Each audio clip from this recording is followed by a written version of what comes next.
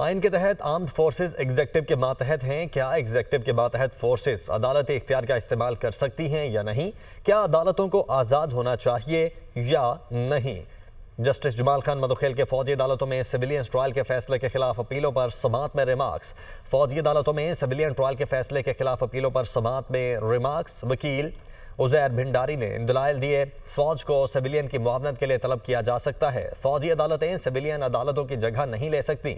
9 मई से मुतल्लिक military trial की करारदाद सियासी नौयत की है। 9 मई और 10 मई को जो हुआ उस वक्त आर्टिकल 245 का इतलाक हुआ। 245 के अलावा फौज के पास सिविलियन के लिए कोई इख्तियार नहीं है।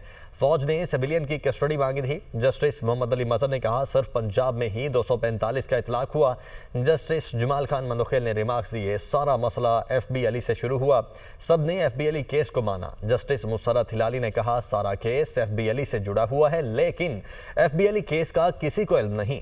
अदालत ने केस की मजीद समाअत 24 फरवरी तक मुलतवी कर दी।